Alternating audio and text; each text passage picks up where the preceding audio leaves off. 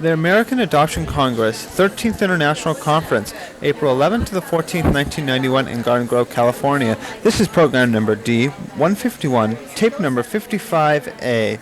Will come in quietly.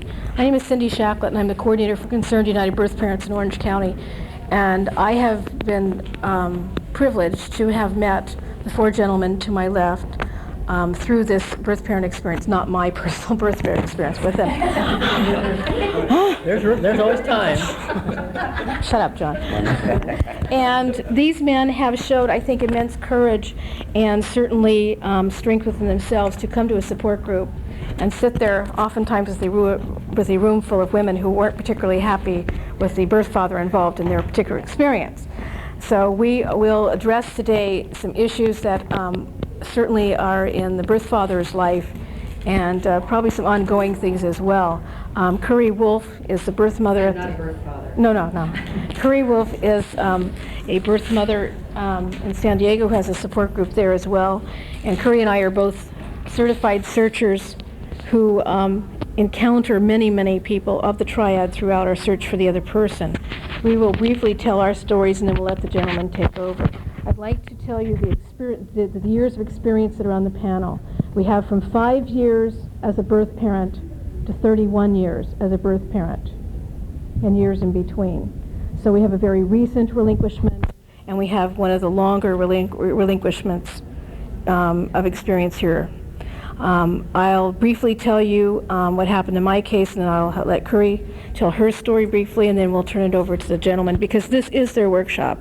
And we are very open to any questions that you might have, and I can even shut that door if you'd like, and we can just be real candid with each other, and hopefully we'll learn a little bit or a lot from each other today.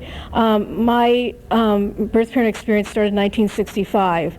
I had dated the birth father for some time, and I was very much in love with him. He was panicked by the situation and did not really know what to do.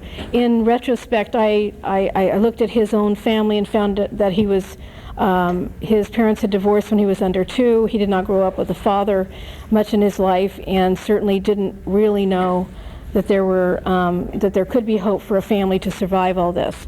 I was sent away to an unwed mother's home in Arizona. I was a resident of California. I did not see or hear from him during this period. My father, who was probably the most gentle person in the world, was going to absolutely go get a shotgun and kill him. And I said, "But why would you want to go to prison? You know, it's really stupid, Dad." So he didn't, and I'm glad he didn't, because it was, you know, it wasn't solely the birth father's blame or fault. I mean, we shared that responsibility, but it took us a few years to figure that out. Anyway, I reconnected with him in 1966 in March. Our daughter was born December 31st, 1965. And he told me when I called him back in Aberdeen, Maryland on his way to Germany, that he really didn't think that I was pregnant. He thought I was trying to trick him into marrying him. And he was shattered. And so off he went to Germany that next day, and we started writing back and forth, and this rekindled a love that I'm sure was still very much there. I went to Germany to see him. He came back to the States to see me on leave. We became engaged, and then in 1968, I think I was near a nervous breakdown and decided I couldn't stand this anymore. This was going nowhere. And during this period, we didn't talk about this child. This was just something that happened, and we were just going to go on and, I suppose, heal each other's wounds as ill-prepared as we were. So we broke it off, and I went on to move away from the area in Los Angeles, moved to Orange County. About 15 years later, in 1985, or right around that time, I had just been back east on a vacation, came home, and quite frankly, my marriage was pretty much in the toilet. And out of the blue, I get a call from the birth father asking me if I'd ever thought about searching for her. Now, I haven't heard from him in 15 years, or almost 16 years at that point. And I said, yes, I have, but I don't know what to do. He said, I've really thought about her a lot lately. And I said, well, maybe it's because she's getting older. Well, this just stirred up a whole lot of stuff. And I wound up going into counseling because I felt that my whole life was falling apart around me, and really didn't realize that the core of this dysfunction in my own marriage and life was the adoption issue. To be quite candid with you, I think that I married for the wrong reason at the beginning, but the therapy and looking at the marriage distantly said, wait a minute, you've invested a lot of time and a lot of energy and certainly a lot of emotion in this relationship. Isn't it salvageable? Well, yes, it was salvageable, and our marriage healed when I, as a birth mother, stopped being grateful to the man that I married because of the shame and guilt that was imposed upon me within my religious and home structure. I was supposedly, I'd be lucky if anybody married me. Well, that's ridiculous, because I certainly was a worthwhile person, and the shame and guilt came from within my own family. So they weren't helping me along, and of course this was a subject we couldn't talk about at my mother's home where I had lived. So anyway, that seemed to resolve quite a few issues with me, and I realize now, and quite honestly, that the birth father will always be a part of my life and my heart. There is no way that I can consider him a bad person in this. We were both very young, and I to this day, I just have no animosity for him. I have love for him, but it's a different love. And I just want the best for him, and I've told him that. And I relocated him a couple of years ago, or I should say reconnected with him again. He lives in Washington State. The other day, I just happened to go home for a few minutes. I don't live far from the hotel, and I was to take my husband up to the university for a class, and the phone rang. And I went over, I thought, oh, it's my husband calling me from the softball field. What is this? And I went over and said, hello? And he said, well, are we grandparents yet? And I said, well, yes, we are. It was my daughter's birth father calling because she's expecting a baby at the end of April. And she had the baby on April 4th. And I don't know how he called, why he called at that particular time. I've been home 40 minutes in 2 days. And it was just incredible. We had a wonderful talk. He said he was going to be in Phoenix, where she lives, in May, and did I think it'd be all right to call her? Well, it'd be wonderful for him to call her. She has had interest in seeing and talking to him, because she's only seen my side of the family and met her half-brother and sister, who are my children that I've raised. So this will be another connection for her. And there was a time, if I can regress just a little bit, about back into the marriage situation. There was jealousy, and there was a big threat of this birth father being in any way contacting me again or being in touch. I finally put my foot down and said to my husband of almost 20 years, let's just pretend he's an ex-husband. Because that's really what the relationship is. It was very intimate. Yes, we were sexual with each other, and yes, we had a child. So why don't you just pretend he's an ex-husband and he's real? And he has had pain too, and it's not appropriate to be angry with each other, because they said, this is not going to do us any good. Because if you feel that way about him, how do you feel about my daughter? Or, that's 20 to 25 years old. This seemed to really help our marriage get back where it should, was dividing that birth-parent relationship from the actual marriage relationship. And he doesn't have to be a bad guy. I mean, I really wish that in time he could come to my home and meet my husband and my other two kids. I mean, he's a nice person. He's no saint, but he's a nice person. He's no one that needs to be cast aside. He had hurt and pain over this too, and I was very surprised at that. So now life will go on, and now he's a grandfather at age 44, and I said, well, we were just awfully young, so what the heck. But this whole experience has been very enlightening for me, and I had no idea that he walked around with the pain that he did for so long. His marriage did not work out. He married the same day that I did in 1970. His birth date, his birth month and day are the same as my 18-year-old son's. So there are a lot of parallels that keep throwing us back together, and sometimes it's a little eerie, especially that phone call yesterday. It just blew me away. But there is a point of healing in all this, and I think that each one of us has to take time, and you have to step back and look at it and say, maybe it just wasn't all his fault. And maybe it could have been handled a lot more differently, and certainly a lot more compassionately for everybody involved. So anyway, that's essentially my story, and now you know I'm a grandma, so that's my big news for this conference. Curry? He hasn't seen a picture of it. No. When was the baby? April 4th. Oh. I told her to have it after April 14th, but she didn't cooperate. But she's always had a mind of her own anyway. You'll excuse me, I'm going to sit down. My back is bothering me, and so I can't stand up. Well, I'm Curry Wolf, and I'm from San Diego, originally from Pasadena. Went to Booth Memorial in 1966 and gave birth to my daughter on May 28th of that same year, thank God. This is a Birthfather panel. I feel very odd as a woman sitting with the Birthfathers. But I have a part to my story that Cindy felt was worthwhile sharing, since the Birthfather that I was involved with was Mike, and I loved him very much. And it was a very intense relationship. I think that he was the love of my life. If we are all to have that one true love, he was it. And it was just unfortunate that I was 17 and he was 18. And we also had a major problem. We're not of the same race. So at that time in 1965 when we met, actually we met in 1964 in our senior year of high school, the race thing was pretty big. His race was Japanese. It still is Japanese, for that matter. You know, and which in some respects might be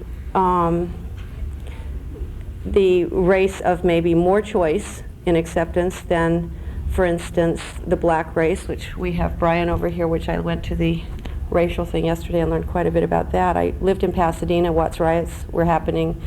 A lot of things going on. There was a lot of racial tension in Pasadena in those mid-60 years. So if you were not white, you know, you were a minority, and you were not allowed to associate as a white, upper middle class, pristine person that I was and am. I mean, I came from the Lily White neighborhood. No one of black color was to be in our neighborhood after 6 o'clock at night. It still held that way until I think it was around 1970.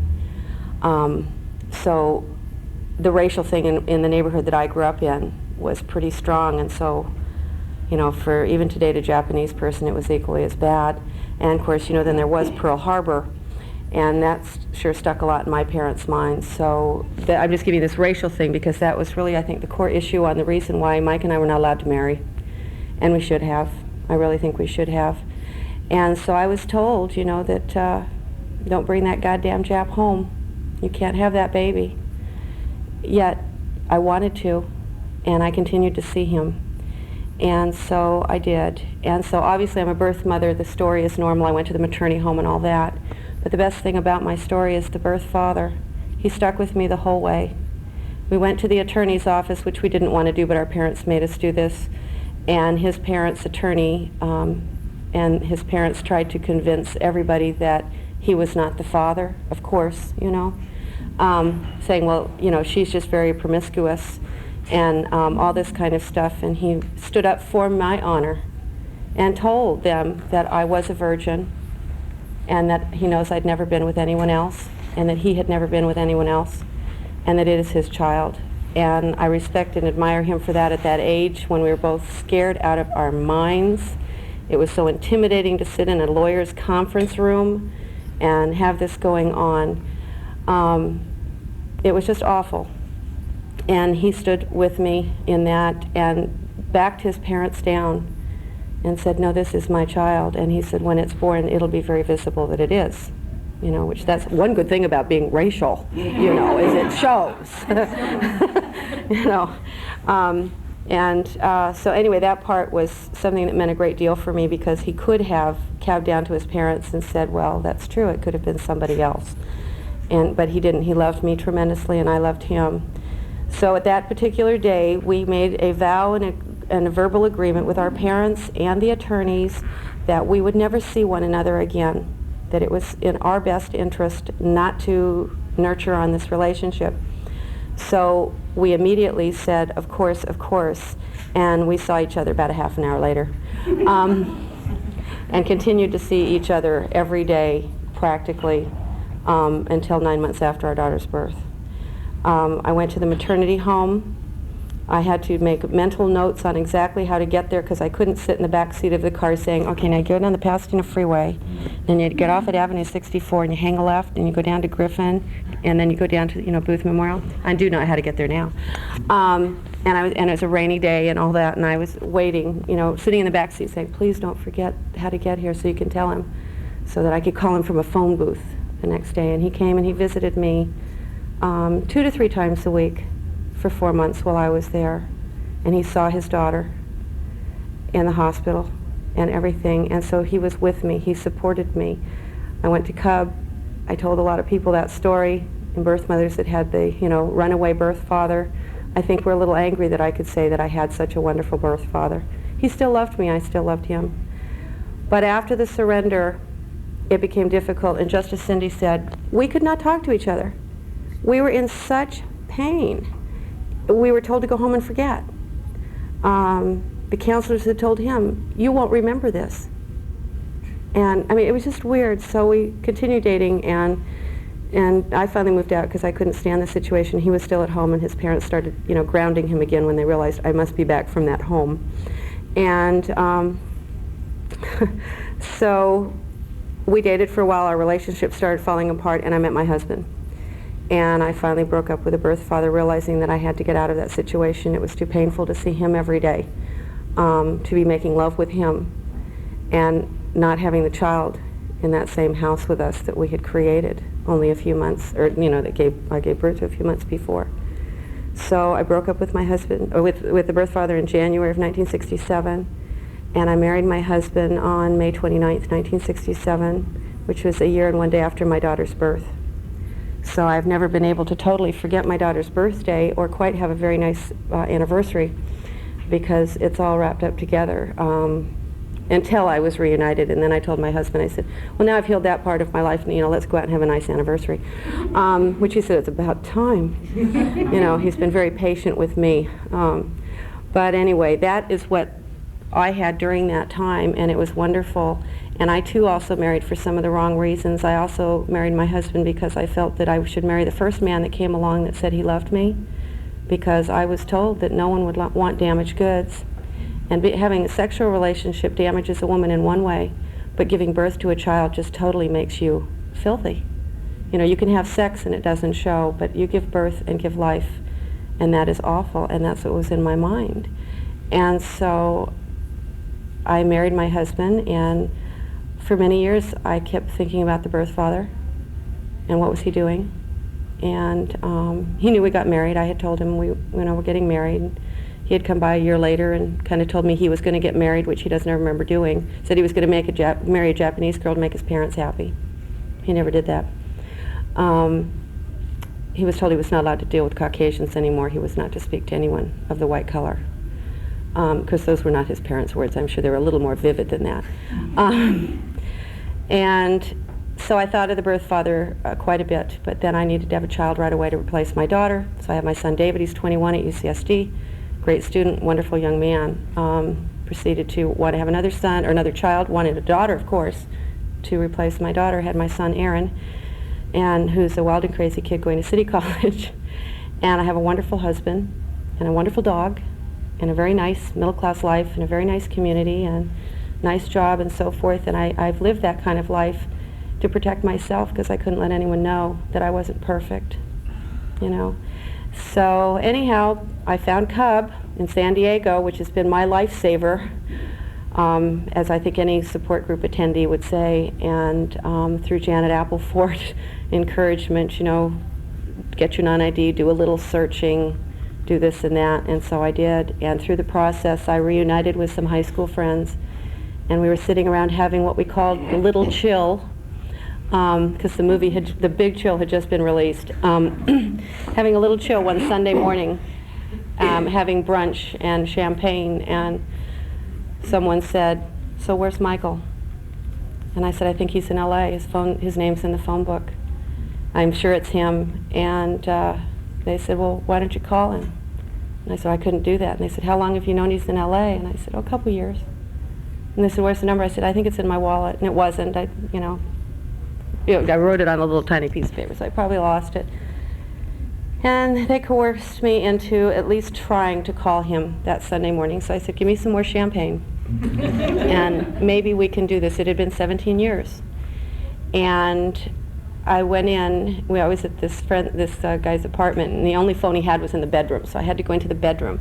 So I was lying on the bed, which is what got me in trouble in the first place with this man I was getting ready to call. And I thought how odd this was. And so I called information, and I knew there were two listings for him. One, he's a photographer in Hollywood, and his residence. And so I thought, I'll be real safe. It's Sunday morning. I'll call the studio. He won't answer. I won't have to talk to him. Because I have these people out there that I know will kill me if I don't, because they wanted to talk to him as well. So I called, and he answered the phone. And I said, oh, hello. I knew it was him. I knew his voice just instantaneously. But I said, is this Mike Hashimoto that went to John Muir High School in Pasadena? And he said, yes, it is. Like, who wants to know? And I said, hi, it's Kathy Culbertson. And he goes, oh my God, where are you? Oh my God. I mean, it was just like he was out of control. And of course, I didn't know where I was, and so I said, well, I don't know where I am. And he said, are you on something? And I said, no, I gave that up. And, you know, in the 60s and all. And I said, no, and he says, well, where are you exactly? And I said, well, I'm lying on John Duddy's bed. I can't even say what he said with that, because he just said, you are? And I said, yes, and I said, I don't know if I am in Arcadia or Duarte, or we drove as far as Covina. I'm on Foothill Boulevard, that's all I knew. And if anyone knows that area, Foothill Boulevard is 40 million miles long, and it goes from city to city to city to city, and I was not driving, so I did not know how far we went. And he wanted to come see me right away.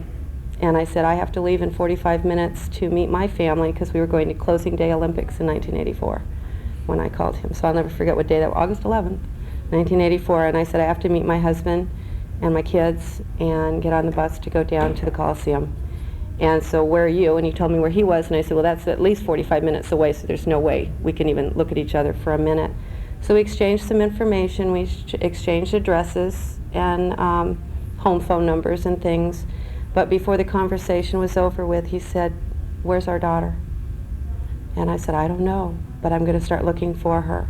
And we decided on the phone that day we would do it together. So we did. And, well, later. And I told him we were going camping after we left Pasadena, and I would be home in a week. And I didn't really think I really would hear from him. But 9 o'clock that next Monday morning, when he knew I was supposed to be home, the phone rang. And he said, hello, just the way he used to always say it. And I just melted, and I fell in love with him all over again, and I had to deal with that. It took about 1.5 years for us to get that out of our systems. We did not consummate anything again, but I'm sure if we both had not realized that would be the ruin of ourselves and everything, we probably would have done it immediately. But we talked, and we talked, and we talked for hours on the phone. And my phone bill during that time was so horrendous. That's when I learned you can't hide the phone bill from your husband, and that it's acceptable behavior. And now my husband does not even want to see it, because now I am a searcher, so now I'm on the phone even more. And that he is more than glad to say, I've decided it would be painful and I don't want to see it, so we just let her take care of it. And we talked and we talked, and we healed the issues and found out why we broke up with one another, and how awful it was for him to see his daughter in the nursery, and to come into the maternity home and see all the other pregnant girls, and all the 9 yards. I mean, everyone I know knows what you would like to talk to the birth father about. And so we got to clear a lot of that up, and we reunited again, and got together with some of our other friends, which was also healing. And he had to deal with it, you know, too. He said that he had not really been able to get into a real comfortable relationship and marry until after we had healed everything. And when he turned 40, he had his midlife crisis and left the woman he had lived with for several years. They were not married and had one stillborn child together. So our daughter together is his only child. And after that, he was able to get into a relationship with someone and married a couple years ago. And they are now trying to get pregnant They could even be pregnant right now. And so it was a healing process for him and a healing process for me. And I'm really glad that my friends made me make that phone call that day, because I might have waited until after the search to contact him to say that I had found Laura. But I think it was the best thing for me to have him with me while I was searching, because I had someone to talk to about my feelings that was there, and there with me every minute he could possibly be with me. And so I love and respect him for that. And that's my story. Yes? Was your husband aware that you were in contact with him again? Oh, yeah. Oh, that's an interesting story. Yes. Yes, I told my husband, first of all, when I first met him, I felt that he had to know I was, quote, those damaged goods, because, I wouldn't want it to come out later. And we sat down on my bed in my apartment one night, and I said, there's something I need to tell you. And there was a party going on in the front room. So the only private place was to go off, and I felt, I really need to get this really out in the open. So I told him, I said, I just want you to know that, May, I had a baby. I have a daughter. And he said, I know. I went, wait a minute, I've never told another soul since it happened. It's only been 6 months. And he told me that this other gal had told him. I realized there was a person I had told, and she had been a birth mother in a booth the year before. This was the ex-girlfriend of his, of my husband's, that I had stolen him away from her. And so she was a little hostile and bitter. And so she says, well, she's the birth mother. I mean, they didn't have the word birth mother then, but, she had a baby and was hoping he wouldn't date me. He thought it was fine. So, of course, I turned around and said, well, Chris had a baby, too, a year before me, so she was a little more promiscuous and faster than I was. And got her. Anyway, and it didn't matter to him. It didn't matter that I was a birth mother. He said, it doesn't matter. And he knew I was dating Mike, still at the same time we were dating. But to bring it to the current time, in 1984, when this was going on, when I got back to my brother's house that morning after talking to Mike, I walked in, and the first thing he said, did you have a good time with your friends? And I said, oh yes, it was really neat to get back together. Some of us had not seen each other for 20 years, and so it was really great. And I said, and by the way, I talked to Mike on the phone. I didn't have to say his last name. It was certainly understood who it was. And he just said, oh, okay. And I said, yeah. I said it was really neat to talk to him. And then we loaded up the van and did all these things that we had to do. And when we went camping the next day, we were driving up in the local mountains, and the only radio station I could get was K-Earth. How many people know what K-Earth is? The oldies but goodies station of Los Angeles. Well, they were playing Motown, the Supremes, the Four Tops, the Temptations, all these songs of our love affair.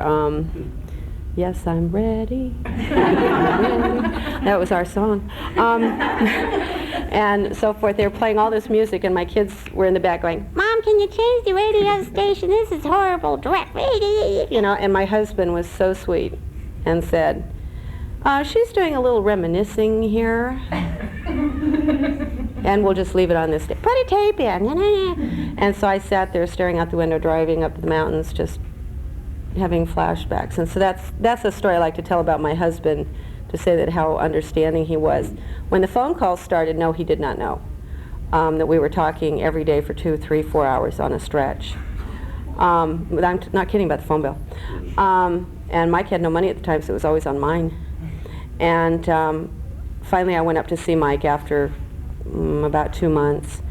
And when I got home, my husband was a little hesitant to ask how it was, but he said, I finally went and said, normally you ask me how everything went. You're not asking me. And he says, well, how was it? And I said, it was very nice, but I was nervous at first. But by the time I left, everything was fine. We just sat around, talked, and had lunch. And I came home, and driving from LA to San Diego, traffic has got to be bad. So I had a lot of time to think on my way home.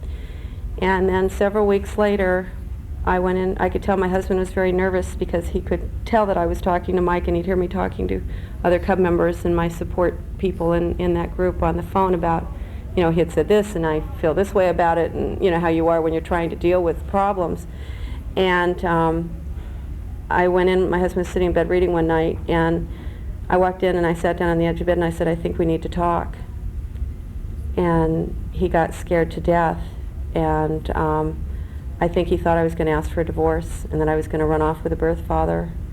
And I just said, I just want to let you know that I love you very much, and that Mike is back in my life as a friend, and you need to know that, you know, and that I will talk to him. I wish I'd come up with what Cindy had said. It's like being an ex-husband. That would have been great. You know, gosh, I might even have to tell him that when I get home.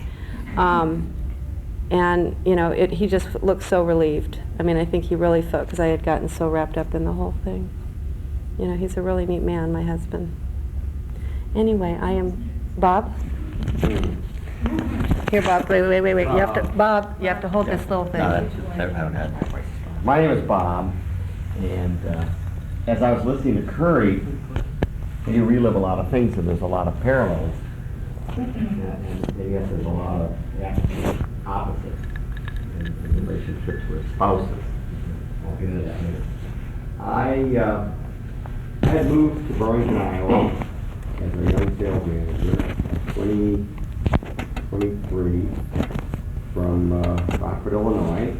And no one in that town was working tremendous hours, and met this, I was in the grocery business, food business, and met this little gal who was a checker. And we started dating. And we just dated as young kids for a while, and met her parents, and they thought I was a pretty neat guy, and they really liked me. And so Mary and I were just kind of dating casually. It was kind of a period where we weren't dating as much, and I wasn't going over there. And her dad said, where's that young man Bob? I haven't seen him lately. Why don't you have him come over for dinner? We really like it. So it happened to have been Easter Sunday. So we went over there, and we had this big picnic table. Kind of a lower class, I mean lower, they were socioeconomically a big family, and they had this big picnic table in the kitchen, and there must have been 15 or 20 people around that Easter table. And old Carl was at one end, this old German, and I was at the other end, and he said, we will now say grace. So everybody bowed their head, and I go like this. And we had dinner, and everything was wonderful, except after dinner, nobody talked to me. So I said to Mary, what did I do? You know, she says, nobody is talking to me. Well, they were staunch Lutherans, and when old Carl looked up and saw me make the sign of the cross, he said, is Bob Catholic? And she said, yes. And he said, well, I forbid you to see him anymore. Well, of course, you know, that's like, that has no bearing. So we, It's like a racial thing. yeah, it was very, at that time, it was as strong as a racial issue at that point. I was persona non grata in that house. So we did continue to date, and Mary got pregnant. And that religion played a big part in our decision. I don't, of course I was shocked, she was shocked, what do you do? And so I went, as a good Catholic boy was taught to do, you go to your priest to find out answers. And we talked and counseled, and he asked pertinent questions like, would you marry her if she were not pregnant? And I said, I don't know at this point. Do you love her? Yes. And that. He said, well, unless you're really sure, don't make a second mistake to cover a first mistake. And then there are ways of handling this situation. And what are my options? Okay, put her in a home for unwed mothers. Well, where do you find these places? So he had it all lined up. So I remember Mary put down, because we have had contact, that I did offer to get married. I remember it was discussed, but it was pretty much with me an issue of fear of, I was raised, you get one shot at marriage. If it's wrong, you don't have a second shot. So that was very strong. The interreligious thing was not as strong an issue, but at least not being accepted in the family sure as hell had an issue. So I was afraid of getting married, the fear of God of getting married and because she was pregnant and then not having it work out, that I would never be able to get married again, because then I would have been divorced, and divorce in the Catholic Church was terrible. Because that was worse than having a baby out of wedlock. So anyhow, I did the arrangement for Mary to go to this home in a little town called Grinnell, Iowa. And I remember that this is a little foggy. I was trying to think if I drove her up there, because we had a lot of contact afterwards. And I remember her saying, no, I want to do this alone. She had her own car. I'll go up there. So she did go up there alone. And I would drive up there and visit her. I had this neat little Chevy convertible, and I would take all the pregnant girls up to the local drive-in, and we'd have root beer floats. And I was the biggest hero because no other I was the only birth father that showed up. And I would go in with these 4 or 5 pregnant girls. And I'm sure they went, what the hell's going on? And I had my little motel room, and they would come back there. Thanks, Curry. I didn't have any little remarks, but I was going to kid a couple. But no, and these women would, come in, all these pregnant women going in and out of my motel room. So we had a lot of laughs over that one. I do remember that. Had the baby. I had no after the baby was born, everything is blank from then on for a while. There was no lawyer contact. There was no going to see a lawyer. There was. Her parents didn't know. My parents didn't know. Her parents found out because when I called the home to get directions, I wrote it on a notepad and tore off the notepad. And it was a long-distance call. So that was the only thing that I could figure out, that we figured out, that's how her parents found out where she was. They never talked about it.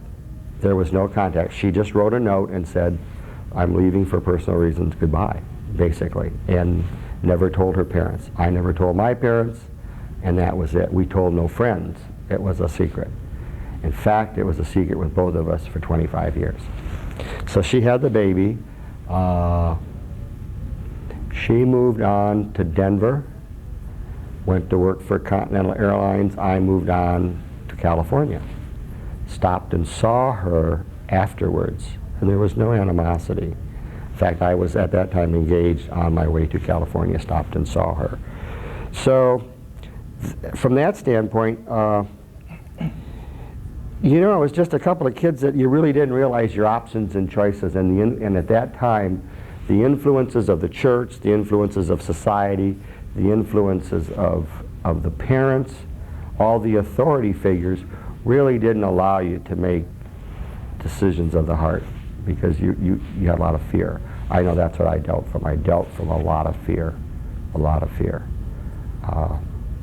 So that's basically as far as what happened in how we got pregnant, how we handled it, and what happened afterwards. And that's where Cindy wanted me to stop at that aspect. John? You're next. These are tough acts to follow. We'd have to take the microphone and touch it. Why, didn't you ever read Convertible? No, I think I had a 61 Studebaker is what it was at that time. This really is painful to think about some of these things, but I'll try to get through this. I was 17. The birth mother was 16. Parents found out about it. I remember sitting in a room and my parents yelling at me for 2.5 hours. I mean, it was like, this is the worst thing you could have possibly done. You've embarrassed us, you da-da-da-da-da. All that good emotional knives, they could stick in there. Anyway, the way the outcome came out was the doctor, I think, arranged for the mother to go to a place that I guess people in this room are familiar with, St. Anne's, and where daughter was born September the 25th, 1967, and I was very close to the birth mother. We dated afterwards. In fact, if you look at the way society looked at this was a mistake, you made it, get rid of it. This is the end of Side A. Please turn your tape over and continue on Side B. The American Adoption Congress, 13th Annual Conference, April 11th to the 14th, 1991 in Garden Grove, California. This is program number D155, tape number 55B. It's very interesting. You think she would not have in the early stages? I don't know doubt how old it. you were when you got married, Yeah. but if she was a young woman. I was almost 30, and she was almost 25. She wouldn't have I don't think so. So the marriage was probably not going to be good to begin with. absolutely. Yeah, it was. We got married for all the wrong reasons. There was, I mean, just a lot. I mean, not to go to that issue, but that's. I wonder, and it was fear. I can honestly say it was fear of a lot of codependency issues. The same as a woman, I Yeah. guess, but it seems birthfathers withhold that a lot more. They do? Instances than a Yeah. birthfathers you knew. You think maybe? Yeah, and I wasn't. Yeah, I'm sorry. Go ahead. I just have to echo what Bob said. It was fear. John didn't tell his wife either. He didn't tell you what Yeah. to do. Are you two guys gonna? No, no. It's normal conversation for me. Do you want to expand on that? Please. Yeah, they talk about the denial phase that you go through, and I just was in a session earlier, and that this gentleman over here was heading up, and some of the things that I don't know how to explain this, how to rationalize it, I guess. I guess you think in your mind it's done and over with, and it's part of your past, and maybe you don't want other people to know about it. But it kind of like resurfaces, and you do you make decisions in your life, and you do things that are a result of it, but you don't realize it at the time. Yeah. So I felt that that it would be a marriage-threatening situation if my wife found out about it. I had that fear. What does your wife think about it now? How long have you been married? God, seems like forever. Just a week. 12 years. 12 years. I've been married 20 years. Bob, how long I was have you been 25 when I separated. 25 years. married? And Brian and Steve, neither one of you have married. Corey, how long have you been married? 24 next month, Congratulations. the day after my daughter's birthday. When did you tell your wife? About 3 days after my the contact was made with me.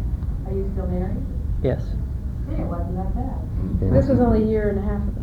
a year ago. A year ago.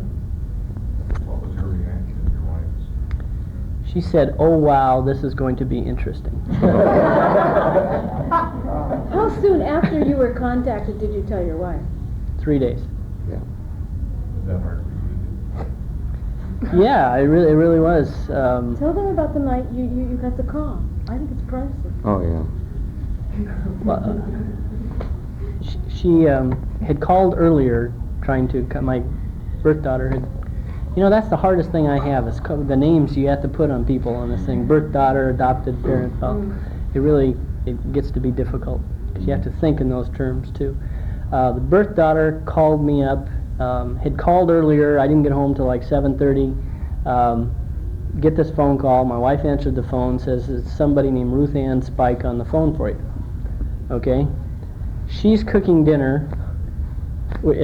Not a really large kitchen, but I'm sitting there at the phone in the kitchen, and I think it's the salesperson trying to sell me something, you know, securities or whatever, and started in with these questions. You know, did I know about certain dates and certain people's names and times and places and da da da da da, and all I could do is just sit there and say yes, yes, yes. Yes, and I couldn't ever expand on it after the yes. I couldn't, you know, get anything else out. And she's right there in the kitchen, and she finally, Ruth, my daughter is very intelligent, takes after the birth mother. She said, "Well, you haven't told your immediate family about it." I said, "No." She says, "And you can't talk about it right now, can you?" And I went, "Nope." I said, "But I will call you. Give me your number, you know." And then I really got into the trying to make it sound like a salesperson. "No, I'm not interested right at this point in time, but maybe in the future I will talk to you again." So anyway, my wife was right there cooking dinner at the time, and the meal came out and got put in front of me. I remember eating it, and then I don't know how you ate. I wouldn't know. I was just in a daze. I just sat there, and all I could think of is that I got to talk to certain people about this situation, because she hadn't contacted the birth mother either. How old was your daughter then? 23. And anyway, made up an excuse and said, I gotta go over and see a friend, and I jumped in my car and got on the car phone, and in the area that I live in, you can't call out of on that certain cell, so I had to drive down the freeway at 90 miles an hour, trying to make this phone call. And it was the most chaotic time I think I've ever been through. Are you glad that she went to us? Yes, extremely. I've had to face a lot of issues over this past year. There's been, ups and downs and whatnot, but I really was, out of this group, I think I was the most denial. I denied it all the way until I got that phone call. What would you have done if she'd written you a letter? I think I would have responded. I think a letter would have been a little less intense, would have been kind of, she did write me a letter after we talked on the phone back. You think you would have responded right away? Yeah. You feel fatherly towards her now? It's funny because the adopted parents and I just had this conversation. Her adopted mother, and she's a counselor, Jewish woman who's right in your face all the time. And that's not the way I am. So I have a difficulty dealing with that. But I don't really feel fatherly in the context of telling her what to do or what she should do or shouldn't do, or correcting her or anything along those lines. I feel very close to her, but I do feel a lot of times just like I'm another person in her life, an associate, a friend, or whatever. I have a daughter that's 8. I can tell her what to do. I can't tell this one what to do. In fact, I have to be very careful. There's so many emotional issues that are involved that I can't get on that level, I don't think, with her. Bob, you want to? Yeah, the John was talking about denial. I was never in denial of this daughter. I don't think there was a time I filled out an insurance form or an application where you had to list your kids and I didn't think about it, or someone said, how many kids do you have? I'd say 3. In back of my mind, I would say 4, 5 or 6. One question for John. How did your wife accept it? How did she deal with the fact that you kept this from her all those years? Was that an issue? That's good, yeah. Yeah, it was an issue. Is it still? I'm trying to No. understand that. Why did they not tell her what it was? Pretty obvious to me. Yeah, me too. This is part of the denial process. I denied this ever happened. So if it never happened, you didn't have anything to Why do I have to tell anybody about that? I'm a great, wonderful person from this day forward. What do you need to know about everything going backwards? You're a birth mother. Yeah. I find that stranger than they could kind of pretend it didn't happen. You're a birth mother, you can't pretend it didn't happen. They don't get stretch marks. Yeah. They don't have an episiotomy, they don't have anything visible. Mike, when he got into a new relationship after we broke up, with Irene, he dropped out and became a drug addict, and he was a paid druggie to sit at the Whiskey A Go-Go on Sunset and look like a drug addict, which he was. As an occupation there for a while, which I thought was very interesting. I didn't realize they Japanese and long black hair and real hippie looking was what the tourists wanted to see, bizarre people, so that was his job. My Universal Studios hired him, huh? Yeah, right. No, and he is a rock photographer in Hollywood, so he still hangs around with some very strange people. But anyway, he met Irene when he got his act together and realized that lifestyle was really not quite what he'd always chosen for himself. Is she white? No, she's Hispanic. Okay. That's the funniest thing when I said, so who are you involved with? And he said, a woman named Irene. And I said, oh, by the way, what color is she? And this is on our second phone conversation. And he said, well, guess. And I thought, well, I have several choices. I said, is she white? No. I said, is she black? No. Is she Japanese? No. And then I said, what's left? He said, keep thinking. And I said, is she Mexican? He goes, yeah. And I said, oh, so you've kind of done the gamut. He says, yeah. But anyway, he got involved with Irene when he decided to cut his hair a little bit, clean up his life, and go back to college. And we had both been in college. I conceived a week before we went into City College in Pasadena. And I thought that the first day of college I was nervous because I was going into something new and didn't realize that it was morning sickness. And so he didn't even tell him. He and I both flunked out of that first semester at City College. But he didn't tell them when I went back. I didn't. Got on probation. But he met Irene, and they wanted to start having a sexual relationship. And all of a sudden, Birthfatherhood, which we did not know the name, but hit him like, I don't want this to happen to me again. I just can't face it. I couldn't go through it again, and he told her at that time that he was sorry, and that he didn't feel that he wanted to be a father again quite so soon. And this is maybe 2.5, maybe 3 years after Laura had been born. And so he took her hand in hand into Planned Parenthood. And they sat down and decided with the counselor what was the best birth control for them to use. And I think that was certainly a decision out of fear, if fear is the word of birth fathers, that he did not want to face that kind of situation again. And he wanted to make sure she did not think that he was taking precautions, or she was, I think he handled it in a very mature way and told her and also protected her from becoming a birth mother. And then they did have later a stillborn child together that they had planned. And then during his midlife crisis, he left her and together. Let's go on for updates. Bob, Okay. have you found? Yeah, 2 years ago I started a search for my daughter, got involved in it, and then backed off for a whole year. A year ago, February, I started and made an immediate find through the adoption agency. And they acknowledged that, yes, my daughter was placed through there. They would contact my daughter to see if she wanted a reunion. She declined to have that reunion. She said she would take a letter from me, would receive a letter. So I wrote a letter. She promised to write a letter back. This is all through the social worker. I waited about 6 months, almost 7 months for that letter, and it was a very, very generic letter on her background, and said basically that she did not want to have any contact with me, and that she has no ill feelings or any negative feelings towards me or her birth mother, that just that her adoptive experience was so wonderful, and she only has one mom and dad. So I write on a regular basis. A regular basis meaning about 2 months. In other words, I write a letter, wait a month to hope for something back, and then compose the next letter over the next month, figuring what the reply is to be. And interestingly, the social worker has been a godsend. She has an adopted sister who is looking for her mother, who is quite irritated with her sister that she would not reply to me.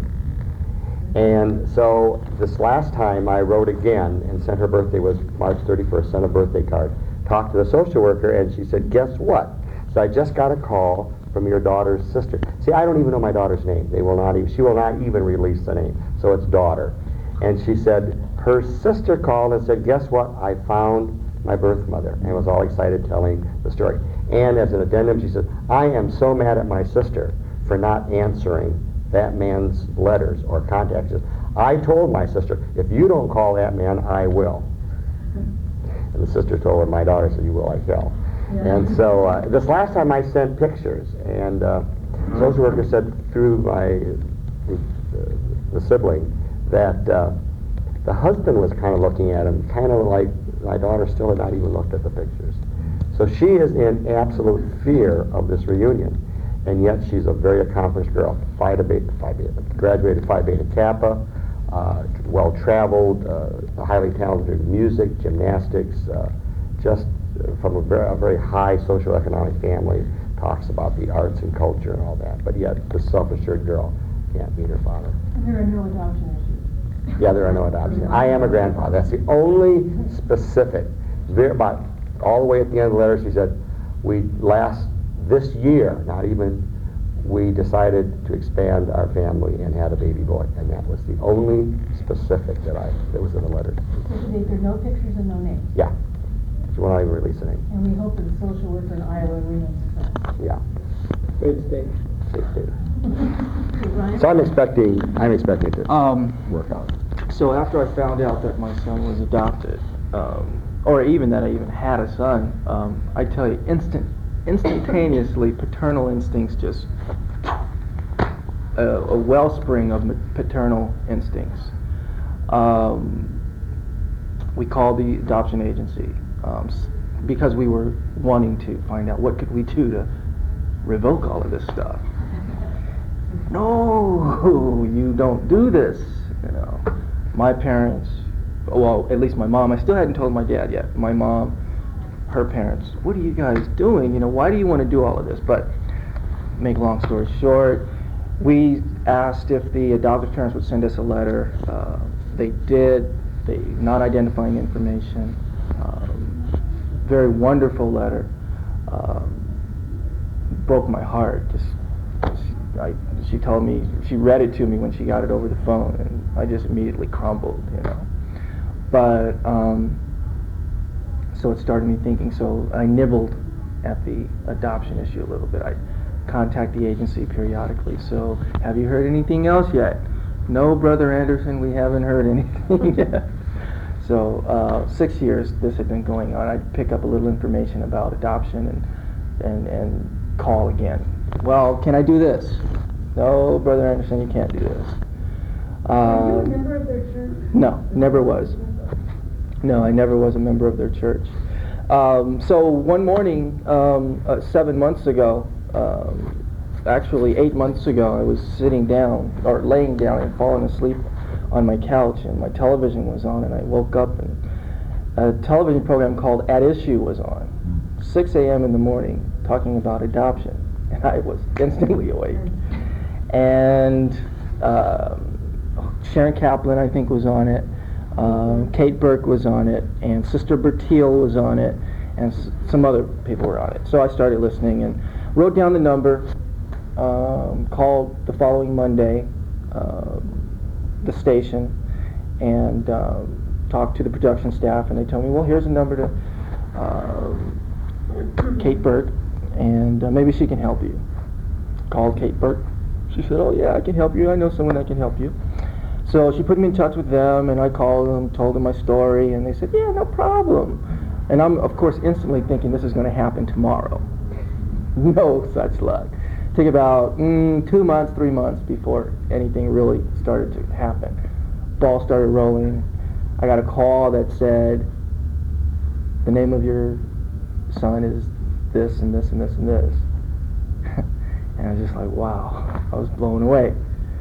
So about 2 weeks later, I called his adoptive father, who's an attorney in Northern California. And I said, hey, are you sitting down? And he goes, yeah, why should I? I said, yeah, for this one. And I said, my name is Brian Anderson, and I am the birth father of your son, Joey. Oh, oh, okay. So we talked about an hour and a half. I was received very warmly. Told me a lot of things about my son. I told him a lot of things about myself. And that was the end of the conversation. Immediately after that, I wrote him an 8-page letter telling him what happened between his mother and myself. Probably I shouldn't have done this, but I did. And shortly after, I called, said a few days later, did you get my letter? Yeah, I got it. I don't think you should call me anymore. So then I got a letter from him telling me that he had contacted the police, and that their house was being patrolled, and that I shouldn't think about coming up there and kidnapping my son, and that, you know, I mean, just a lot of terrible things he said. So of course I was devastated. But what did I do, Mr. Resiliency here? I wrote another letter, and I said, I really understand how you're feeling, but you really must know that my intentions are purely altruistic. I have no intentions of coming up there and trying to adopt my son. Be realistic here, you know.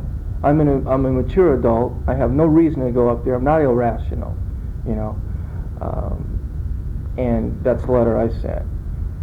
Actually, it was a letter, well, let me prove to you who I am, because he said, well, how do I know you are who you say you are? He was testing me. And I fell right for it, hook, line, and sinker. And I sent him all of this stuff, you know.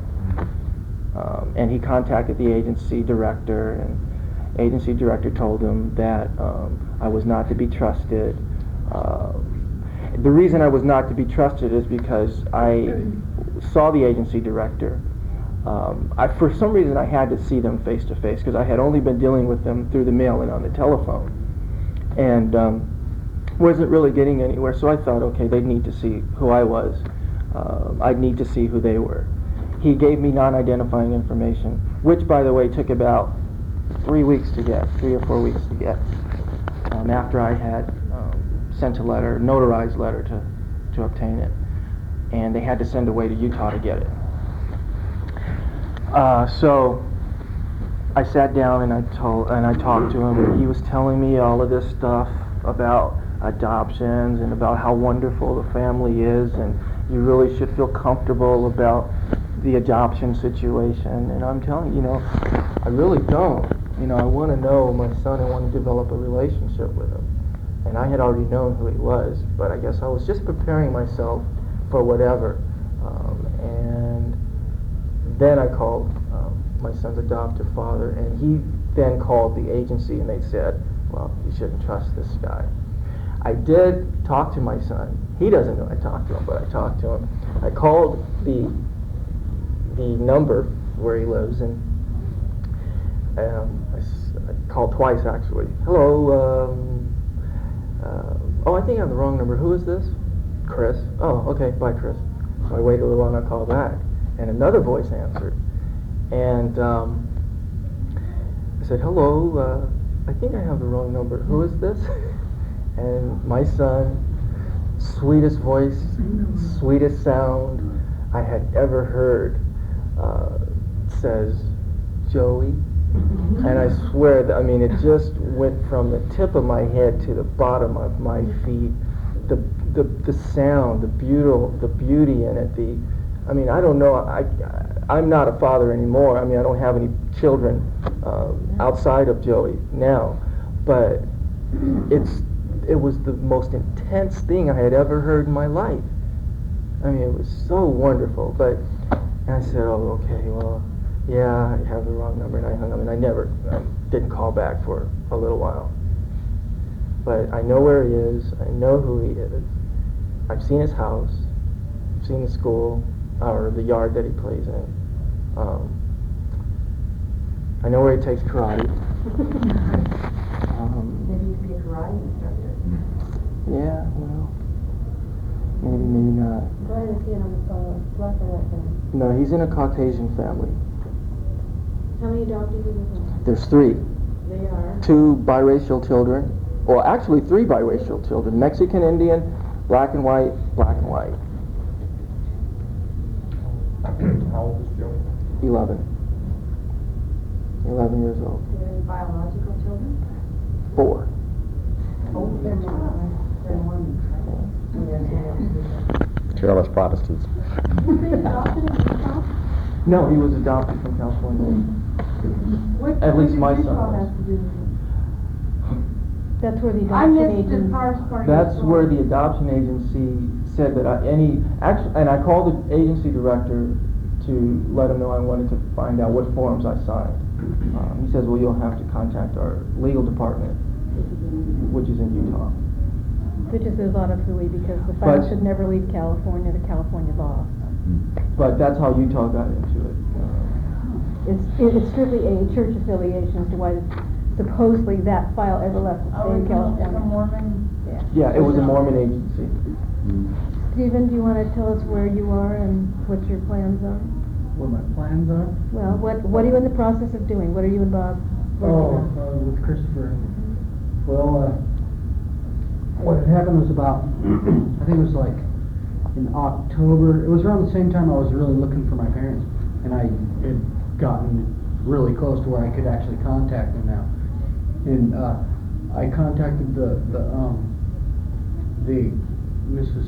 Suzanne Desjardins, who was the worker in the Los Angeles County Adoption Agency, who handled the adoption between me and Heather. And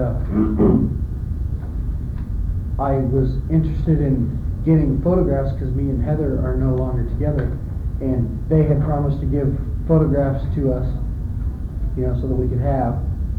And well, she got her photographs and she took off, and now she won't. She ignores me. Doesn't want anything to do with me. So I just, you know, I tried to talk to her and said, look, I don't want to interfere in your relationship that you got going now. I just want my pictures, you know. And I wrote her a big long letter. I still haven't got an answer from it. She's just not responding. And so, what the hell with Bob here? I'm trying to put a letter together, and I'm going to send it right to the adopted parents and ask them for photographs again. You know, well, when the adoption worker called the adopted parents and asked, you know, if they could send pictures, the lady of the family said, you know, she was pretty agreeing to it. You know, she seemed to be well, no, I don't see no fear in that or whatever, no problem. And then she said, I got to talk to my husband first. So she talked to her husband, and then that day she got a really, really hardcore telephone call from him saying that, you know, it's been 4 years, what do you think you're doing, and this, that, and the next thing. And she said it was like hitting a brick wall, you know, that they're afraid that I'm going to come and try to take them back as, you know, that same situation, you know. And in the letter I want to explain to them that that's, you know, not that's not what I'm intending. All I want is to have them every year send me a photograph and a letter and just send it to this address. They'll never get any response back. I just want them to send me these things, you know. And if I don't get them, I'm going to do something. I'm going to do something. I'm not going to stop. See, I'm a little different from Steve. Because of the complexity of the situation, my son being biracial and being a Caucasian family, I think I have something to provide for him in terms of, you know, identity and some, you know, emotional development or something, and which his adoptive family cannot provide unless they interact with other blacks and people that are multi-ethnic, have multi-ethnicity. It's going to be very difficult for my son growing up in that kind of environment. They refuse contact between he and I, but they have allowed me to write a letter once a year, and they will respond. I wrote a letter first of this year, and they wrote me back 14 days later and answered my questions. Also, in my letter, I asked for pictures, and I asked if I could send a letter to him, and they said they could not send pictures. It's too identifying. But meanwhile, I mean, of course, I told them, well, I know where you work, I know where you live, you know, and the whole bit. Well, it's too identifying. And they also said that I could send a letter to him, but they wouldn't promise me that they delivered to him or forwarded to him because it would depend on his contact. So for the last 4 months, I've been composing a letter that I'll be sending to them for next year. And I'm really hesitant at this point to send any other information about myself because I think they're being totally unfair, and I'm not sending them pictures or anything else unless they send me something. And if my son is having a problem with anything, they know where they can contact me. They'll always know they can contact me. And hopefully I still give them help. We need to wrap up soon. But I was just curious, has this family shown an interest in knowing you in terms of asking for pictures or health history or anything that might be real pertinent for them to share with the child? Absolutely none at all. I was the one that provided them with all of that. I sent them 3 books on adoption. I sent them tons of information about myself and my family.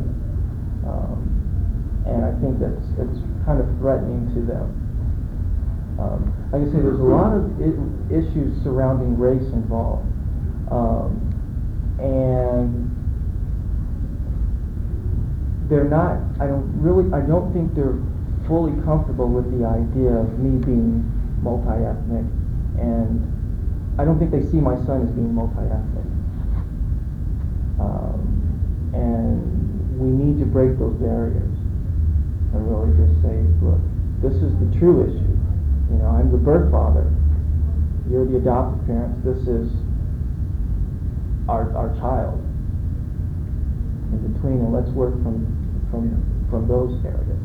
I mean, because I mean, I can provide just as well as they can, and that was one of the issues that came up when Michelle was pregnant. Is that you can't provide for them? Well, that's not the case. They're no better than I am, social economically. Can we ask you one quick question, then we need to wrap up? Did you ever tell your father? Yes, I did tell my father. And how was the information received? Well, Dad and I like I said, we've always been in contact with each other. We visit, and Dad's been through 5 marriages. He is not one to share his feelings, and so he didn't share his feelings in this particular instance. He took the information okay. He has since told me, I thought about your son today, or I thought about my grandson today. And then he calls me last week, and he tells me, well, I'm sending you some information. I just sent you a letter about my will. So I have reason to believe that he's changed the will to include my son. We need to wrap up. Any other last-minute questions? I think we've covered it all. I'm really impressed that here are 4 birth fathers who really feel this deeply and are really emotionally involved. Don't just toss it off as something. There are a lot more out there too. Well, a lot of times there's maybe like a stereotype. I don't think there's a stereotype that always the woman is hurt in a relationship. That's not the case, because right at this very moment, it's very difficult I don't even have a girlfriend because it's very difficult for me. Yeah. You know what I'm saying? It's like, there's just something, I shy away from girls now. It's just a very uncomfortable feeling, like there's that girl is the only one that I could ever marry, or something like that, you know what I'm saying? It's like, I lost my chance, and now I'm just, something in my head is just telling me, you can't go out with any other girls because that's just not right. I know it's not the case, but it's just something that just keeps steering me away, it's really strange. And I have a hard time opening up my feelings. We could do a whole workshop on that. What about Brian? Have you had lots of relationships in your profession? I've had lots of relationships since, but nothing committed. And the reason being is because I can't. And I talk about my son. I should say, I talk about him since I found him. I talk about him. I've had a few relationships since I found him, 2. But I can't get committed. But I will say that this past month, I've really done a lot of healing, and I'm starting to let down my guard, and I'm starting to feel more comfortable with allowing myself to feel more than just the superficial things. And I am ready, and I'm available, and I'm single. Don't advertise, Brian. If anyone knows. Somebody asked a question, to John about do you feel like a parent? When I have other daughters, and my girls are very special to me. When I write my oldest daughter, there's no different feeling. She is my daughter. I've never met her. I don't even know her name. But when I write, for the same feelings for her. And I've expressed that in a letter to her also.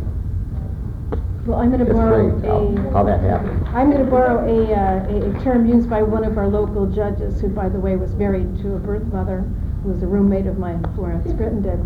I would like to thank the casual inseminators who have shared with us today. And the only reason I can say this is because I know these 4 guys so well. but I think it took a lot of courage for them to come, and I think that they've helped me a lot. I know that I've gained so much from listening to each one of them, and I hope that in turn we can help them too, because This concludes this session.